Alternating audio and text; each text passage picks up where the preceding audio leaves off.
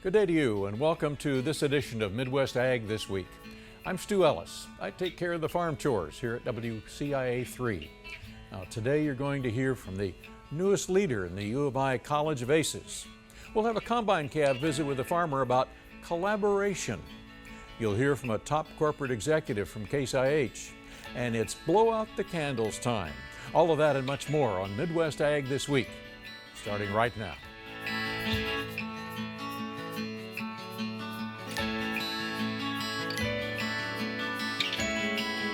Welcome to Midwest Ag This Week with host Stu Ellis.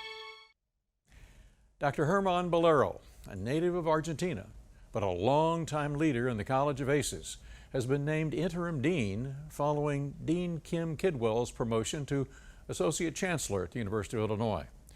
Now, Dr. Bolero has been head of crop sciences, most recently head of research for the college, a candidate for the dean's position, and we visited with him.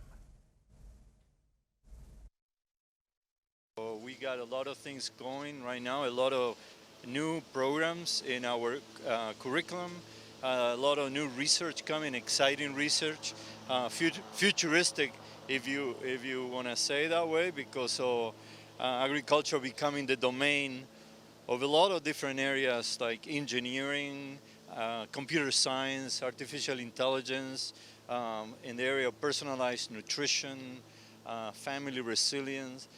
We're present in all of those areas, so we're excited about the development of the workforce, like I said, and attracting the research that will create those new jobs in Illinois. There's plenty of funds out there to help support that too. Yeah, and we're really good at competing for those funds at the federal level. Just to give you an example, we just got a large award for a science technology center from NSF. $25 million over 5 years just to look at the Internet of Living Things, basically being able to talk to plants in a nutshell, microsensors being utilized in crops and the genetics around that. So we're very excited about that. Where can farmers help out? Where could they say, hey, I've got some ideas, I can help out someplace? Where could they do that? Well, I think that, I would say in the last 10 years, the work with farmers have been closer and closer.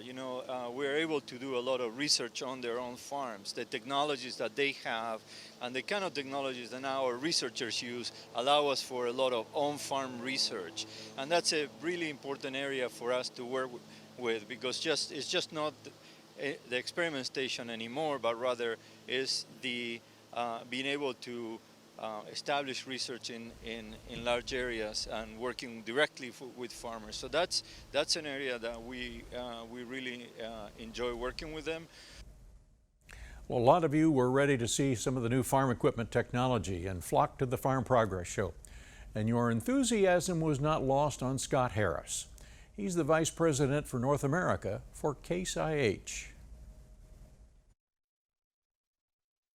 And really the fundamentals of the industry are really strong. I mean, commodity prices are good, demand is good, global demand is good. We've got an aging fleet.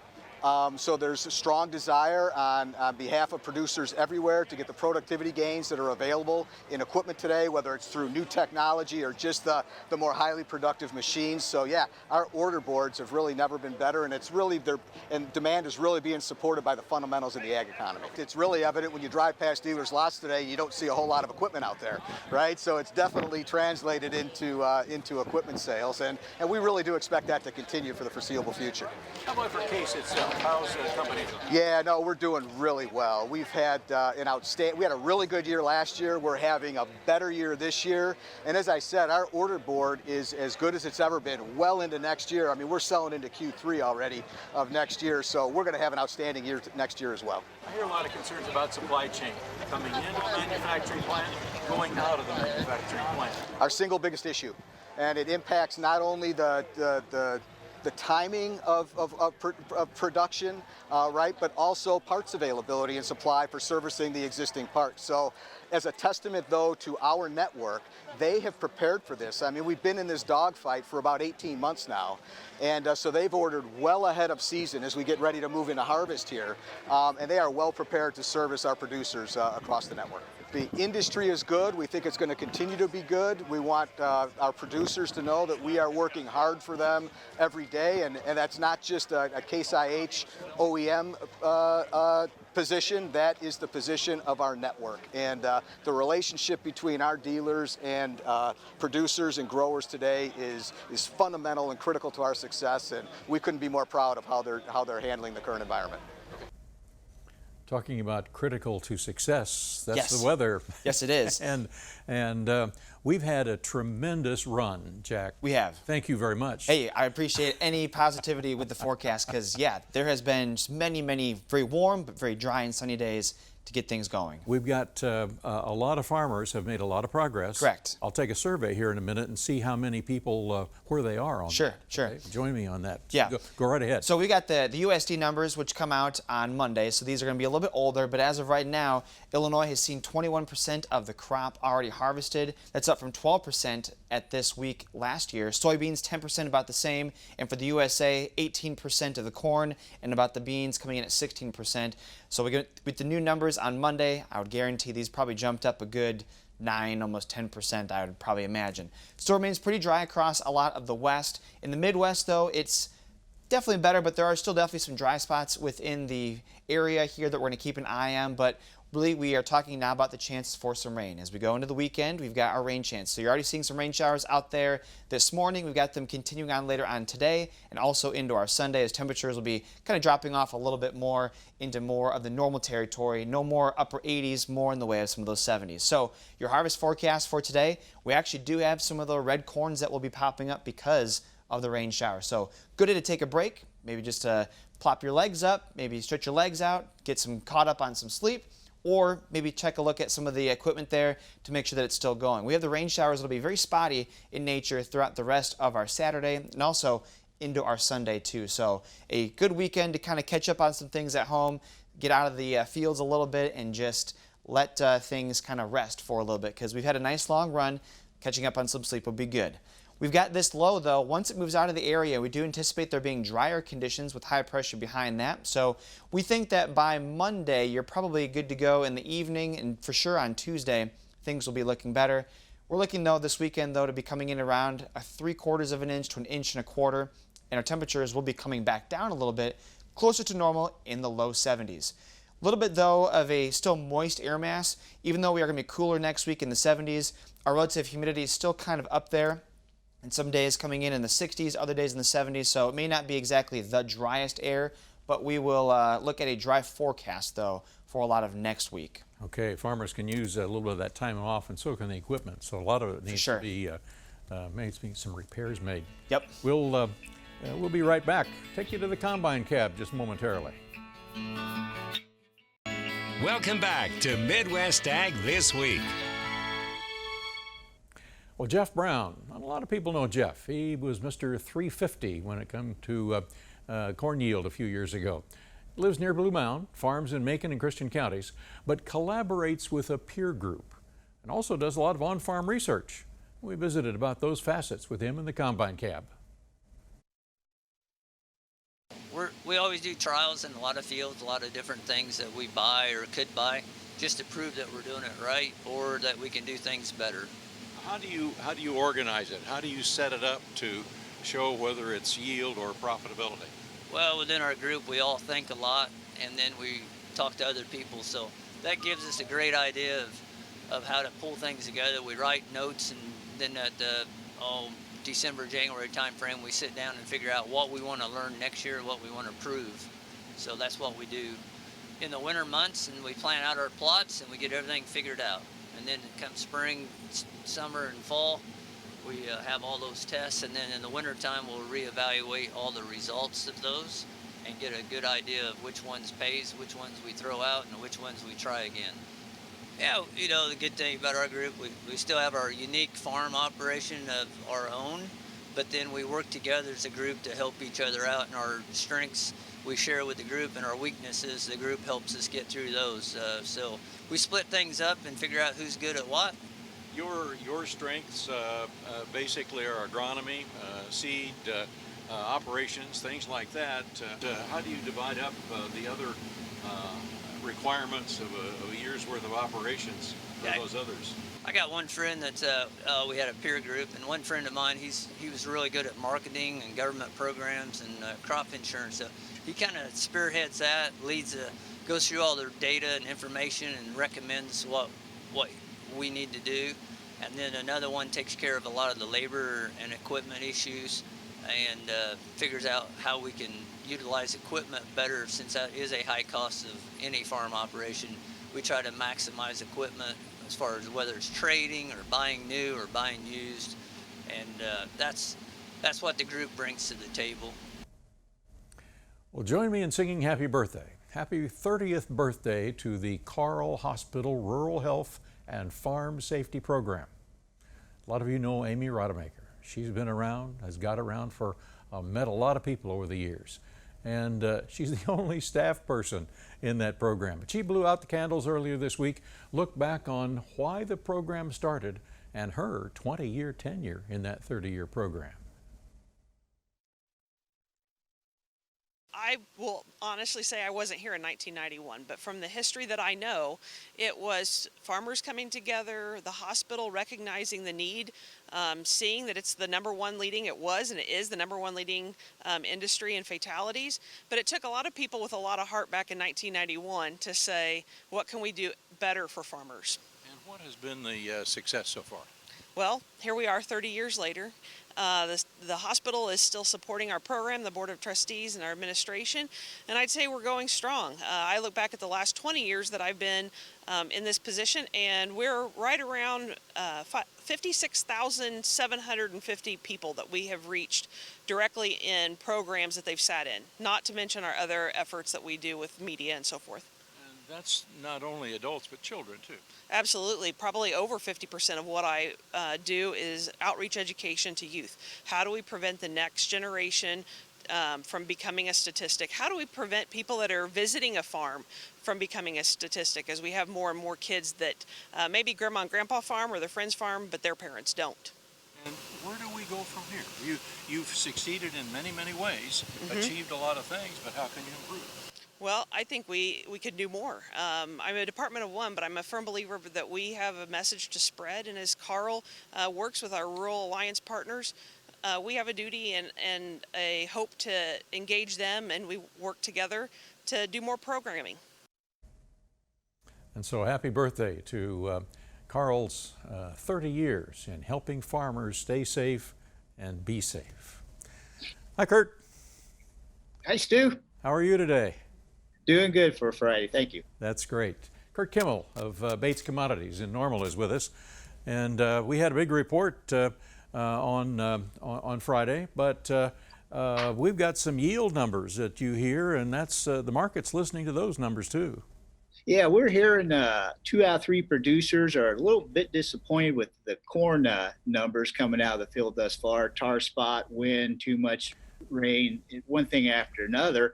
But on the other hand, on the bean side, beans are a little bit better than expected for the most part, 2 out of 3. So we got a ways to go here. It's drying down fast. Harvest activities picking up some momentum in through here. We'll probably be half done harvest as we move into mid-October here, Stu. That's right. And those beans kind of surprised everybody in the quarterly stocks report Thursday.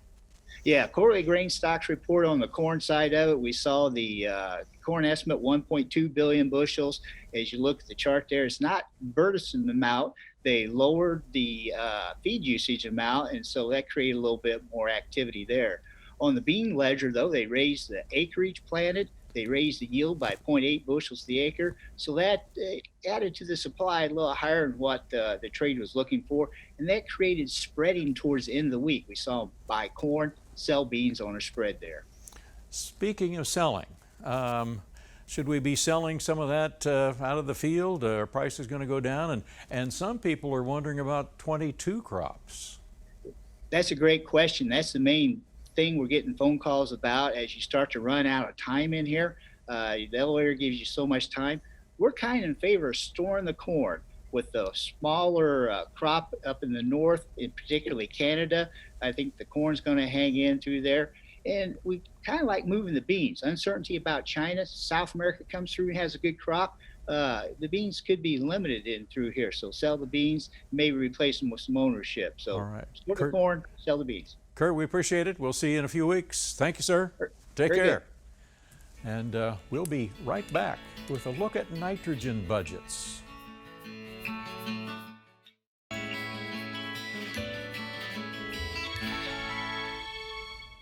Well, with skyrocketing nitrogen prices and the fall application season approaching, how can corn growers manage their nitrogen budget? Nitrogen specialist Emerson Nofziger at the University of Illinois says use the online calculator and credit any phosphate applications to determine nitrogen needs for next year's corn.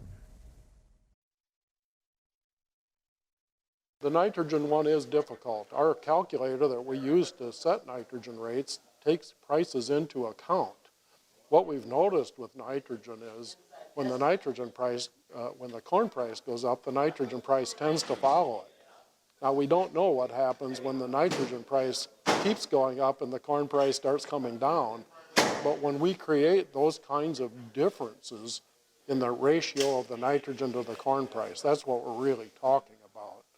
You can think of it as how many pounds of nitrogen does one bushel of corn buy. So if we harvest a bushel today, it'll buy about 8 or 10 pounds of nitrogen, and that ratio is the important thing.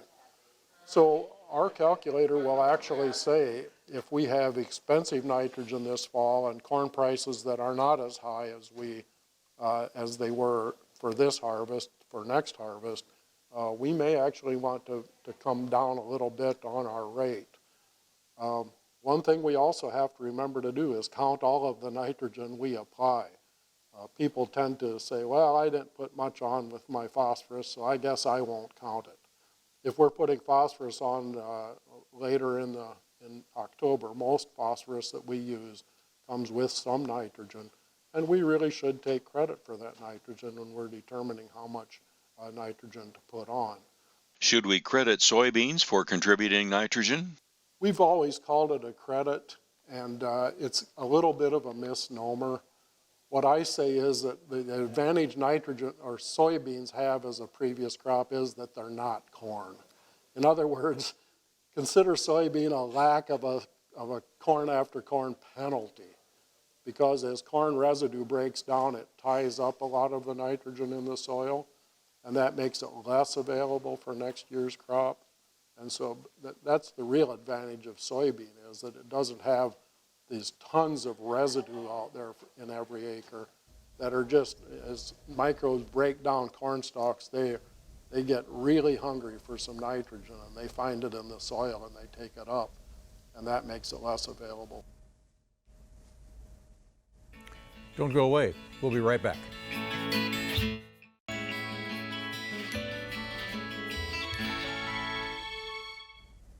Phil and Carla Farrell operate a 170-year-old horse farm and had an enormous collection of books, horseshoes, horse equipment from draft horses being on the farm for all those years, and all of its museum quality. And some books are the only ones in existence. It was packed away, boxed, out of sight in a farm shop that was deteriorating. So to prepare the next generation for its responsibility, the Farrell family went to work. Well, the main problem was the original building on the barn was here, and we used that yet as our shop and kept harness and wagons and all in it. The roof was no longer repairable, and some of the wall wasn't. So it was leaking into our blacksmith shop and over our equipment and all. But I really didn't want to take it down, and I didn't want to empty it all out with as much stuff as we had in it. So the brainstorm was to take the roof off, the bad wall off, and to build a new building over the top of it. We are in the blacksmith area of the old building. To my knowledge, that's what it always been. According to Dad and Grandpa, it was always, blacksmith area was here. Everyone in our generation that I'm aware of has done horse footwork and training and shoeing and making shoes and all. From a pony that big to a draft horse, Clydesdale shoe that big, and everything in between. There's quite a bit of harness and other tools and all here that I am sure is one of a kind, and this is one of them. This is one of the very, very first Anheuser-Busch pieces of harness with the A in Eagles on it ever made. We have enough for one horse here. So it's very unique. The library and the building as a whole maintains information and equipment and items several generations back, and we hope to continue several generations forward. We even have a handwritten veterinarian book, so a lot of unique, one-of-a-kind items in here. You know, and the whole family enjoys coming in and spending time.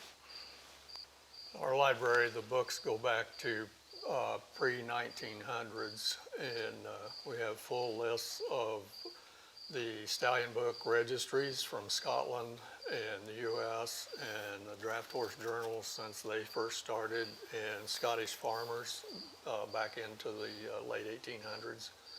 But we use these for reference books a lot, and then we have a lot of how-to horse books and the old university circulars and flyers that were made in the late 30s and 40s and early 50s. So if you have a lot of memorabilia from Grandpa back, well, put it in your farm shop. A lot of people will be interested in looking at it. I'm Stu Ellis, reminding you to tune in next week at the same time.